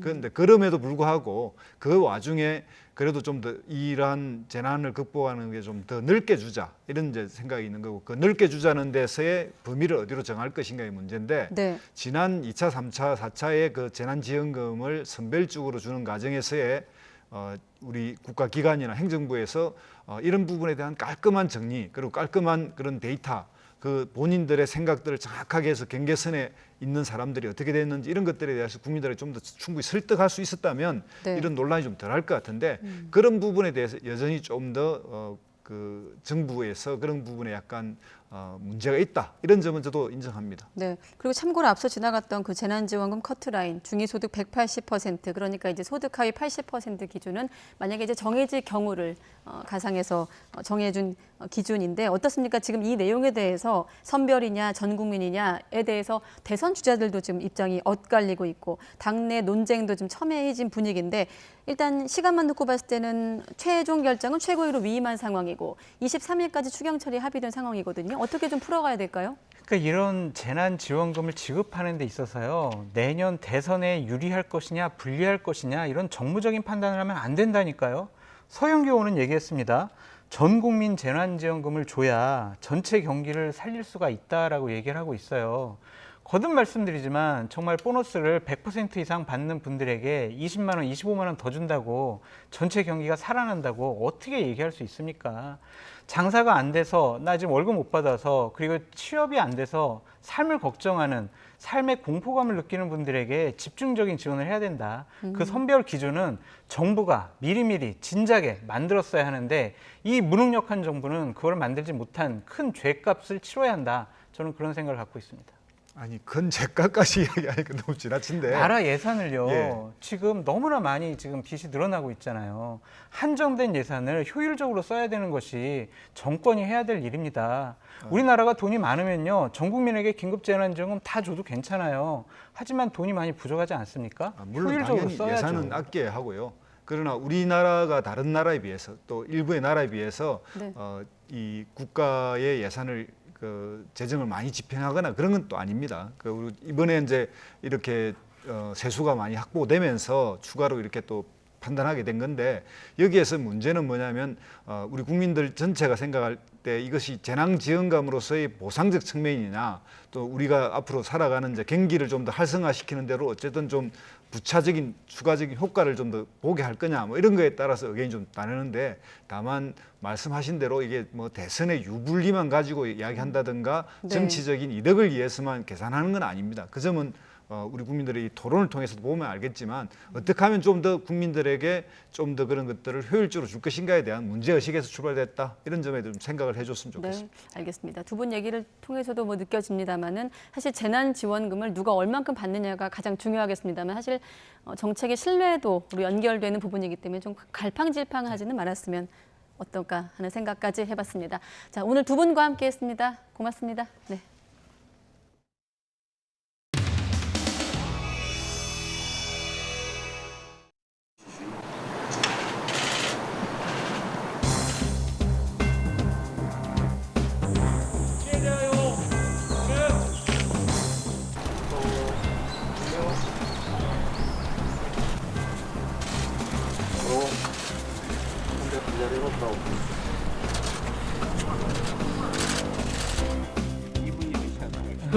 지사님 첫 일정이니까 뭐 발언 하나만 하고 가시죠, 지사님. 간단하게라도. 세상은 이름 없는 민초들의 헌신과 노력으로 만들어집니다. 누군가는 이름이라도 남기지만 누군가는 이름도 서로 남깁니다. 그분들이 이 나라를 지키셨습니다. 감사합니다. 예, 고맙습니다. 저는 대통령 묘역 건너뛴 시간 관계상. 꼭 시간 관계상이라고보다는요. 아까도 말씀드렸듯이 지사님의 말씀대로 대한민국의 주권과 그다음에 국난 극복의 큰 힘은 바로 우리 국민에게 있고 무명에 있다. 특히 또 하나 거기에 전한의 위기도 이것도 반드시 국민과 함께 극복해낼 수 있다. 또 이재명은 국민과 함께 해내겠다라고 하는 의미가 같이 담겨 있습니다. 다음에 기회가 다시 또 주어진다라고 하면 그때 다시 참배를 하지 않을까 이렇게 생각이 됩니다. 오늘은 계획서상 일부러 뛰어넘으셨다는 거죠? 네, 그렇습니다. 네. 시간도 빠듯했고요. 네.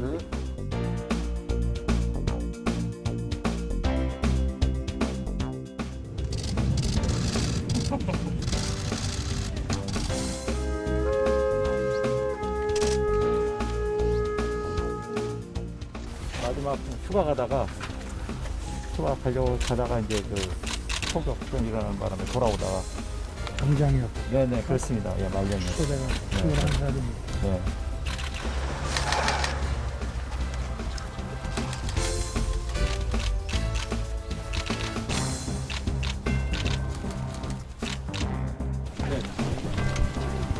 여러분들 수고 많으십니다. 이분들의 잠들어 계시는 모습을 보니 나라가 어떤 것이고 국가를 위해서 어떻게 살아야 되는지 다시 한번 총장님 나라를 위해 목숨 바치는 것을 강조해주고 계신데 문재인 정부의 어떤 보훈 정책이나 이런 부분에 있어서 총장님이 생각하시기에 좀 부족하다거나 개선돼야 된다거나 이런 부분은 있으신가요? 보훈이라고 하는 것은 국방과 어떻게 보면 동전의 앞뒷면 같이 이건 하나라고 저는 생각합니다. 우리가 국방 강화도 중요하고 보훈도 더 확실하게 챙겨야 된다고 생각합니다. 네. 오늘 방문하신 게 이재명 경기도지사의 와의 미군 관련된 이야기, 그것을 의식한 첫 번째 행보 아닌지 알고 싶어요. 전혀 무관하니까요. 네. 오늘 참배 청년들 같이 동행하신 취재 한 말씀만 좀 부탁드리겠습니다. 청년들 제가 오시는 거는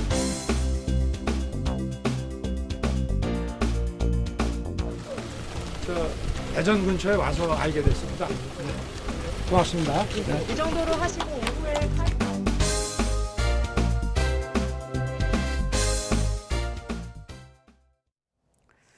네, 뉴스나이트 계속됩니다.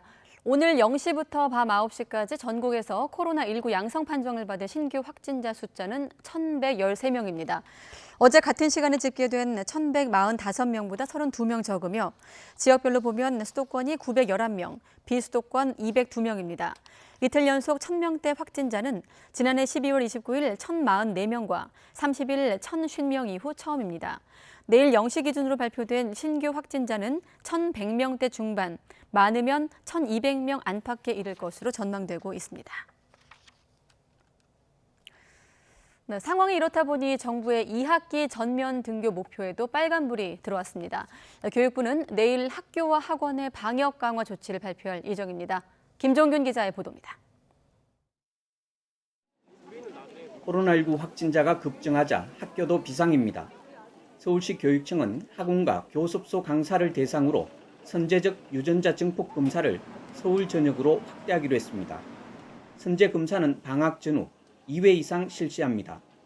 또 거리두기 상향을 염두에 두고 전면 원격 수업 전환도 검토에 들어갔습니다. 이게 학생 간 감염이 급속히 는 상태라고 보여지고요. 그래서 학원에서 감염되는 부분도 저희로서는 굉장히 좀 위협적인 상황입니다. 하지만 이달 하순 방학을 앞두고 있어서 실효성은 의문입니다. 더구나 방역 당국이 수도권 지역에서 새로운 거리두기 체계 개편을 일주일간 더 유예하고 이달 14일까지는 기존의 2단계 조처를 적용하기로 했습니다. 문제는 2학기 개학입니다. 개편된 거리두기 체계에서는 1, 2단계까지 전면 등교입니다. 8월 중순 개학 전까지 현재의 확산세가 끊기지 않을 경우 2학기 전면 등교가 어려워질 수 있습니다.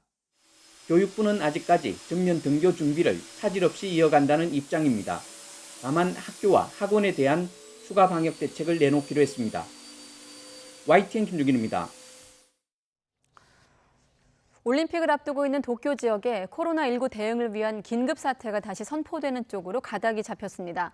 교도통신은 일본 정부가 도쿄에 다음 달 22일까지를 시한으로 긴급 사태를 다시 선포한다는 방침을 여당 측에 전달했다고 밝혔습니다. 도쿄 지역에 긴급 사태가 선포되면 지난해 4월 이후 네 번째가 됩니다. 일본 정부는 내일 스가 총리 주재로 코로나19 대책본부 회의를 열어 도쿄와 오사카 등 10개의 광역자치단체에 내려진 중점 조치를 연장할지와 수위가 좀 더 높은 긴급 사태를 도쿄에 다시 선포할지를 결정할 계획입니다. 네, 그리고 인도에서 유래한 델타 변이 확산으로 봉쇄령을 강화하는 나라도 속속 늘고 있습니다. 봉쇄령에 고통받는 사람들이 늘어나자 일부 국가에선 문 밖에 백기를 걸어두면 십시일반 식료품을 가져다주는 운동도 퍼지고 있습니다. 이어진 기자가 전합니다. 호주 뉴사우스웨일스주가 코로나19 델타 변이 확산을 막기 위해 광역 시드니 봉쇄령을 일주일 연장하기로 했습니다. 주 정부는 비상내각회의를 열고 9일 해제될 예정이었던 2주간의 봉쇄령을 16일까지 연장하기로 했습니다. Now, the reason for this is, as we've been saying, this Delta strain is a game changer. It's extremely transmissible and more contagious than any other form of the virus that we've seen. 지난달 16일 시드니에 거주하는 공항 리무진 버스 운전자가 미국에서 온 승객을 이송하며 감염된 뒤 관련 확진자가 300명이 넘었습니다. 사상 처음 1일 신규 확진자가 10,000명을 넘으며 최악의 상황을 겪고 있는 방글라데시는 당초 7일까지였던 봉쇄 기간을 14일로 연장했습니다. 인도와 국경을 마주하고 있는 방글라데시에서는 현재 감염의 70%가 델타 변이 바이러스인 것으로 나타났습니다. 지난달 18일 엄격한 봉쇄 조치에 들어간 우간다는 42일간 모든 교통수단의 전국 이동이 금지됐습니다. 신선식품을 취급하는 상인만 영업할 수 있는데 이들은 대신 귀가가 금지돼 시장에서 자야 합니다. I'm a single mother. I have kids at home. The elder one is 14, so I left them there alone. I feel the pain of leaving them at home alone. 집에 가지 못해 고통스럽지만 아이들을 먹여 살리려면 일을 해야 하고 행여 바이러스를 옮길까 봐 꾹 참고 있습니다.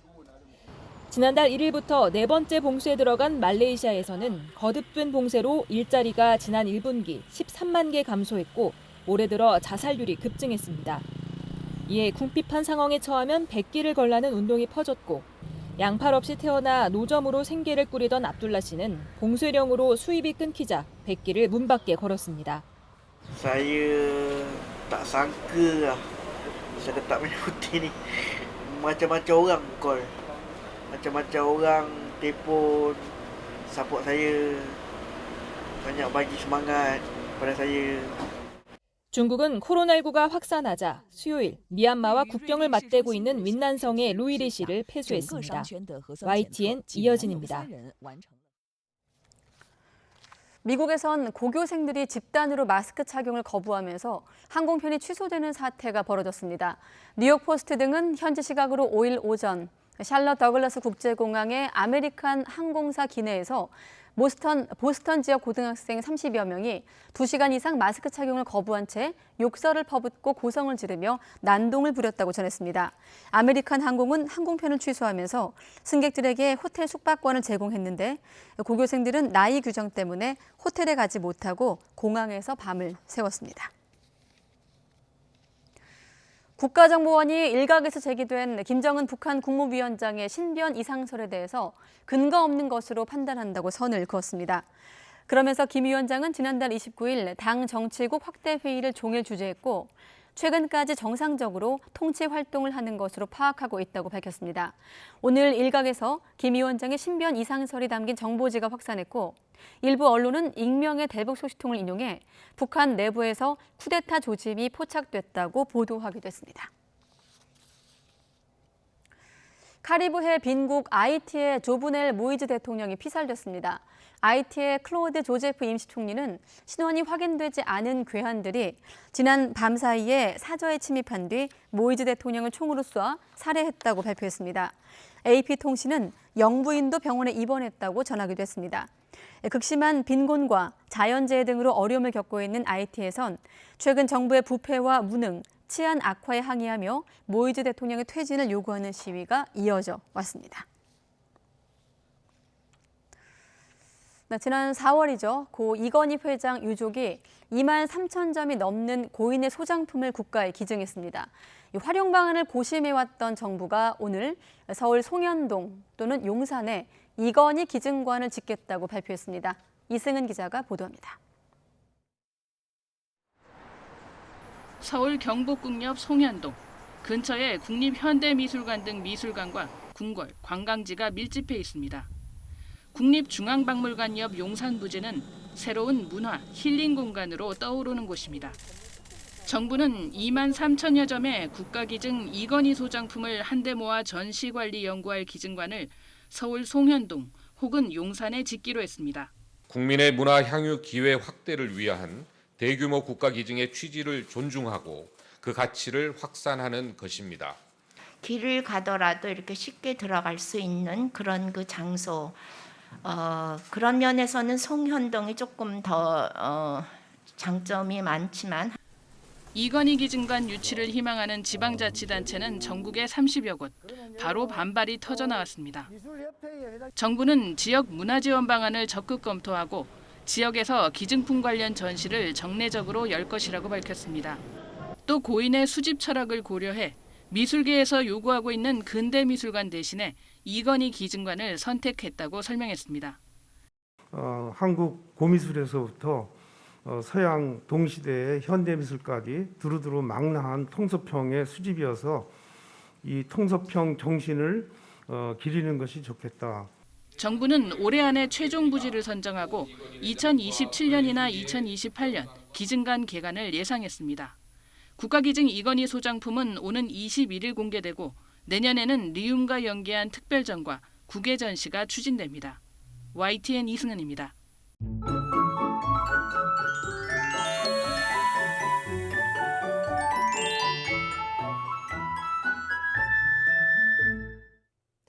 남부지방을 중심으로 연일 물폭탄이 떨어졌습니다. 계속된 많은 비로 곳곳에서 피해가 발생했는데 내일도 아침까지 곳곳에 비가 오겠고 충청과 남부지방에는 돌풍과 벼락을 동반한 시간당 50mm 이상의 매우 강한 비가 쏟아지는 곳이 있겠습니다. 추가 피해 없도록 대비 더욱 철저히 해주시기 바랍니다.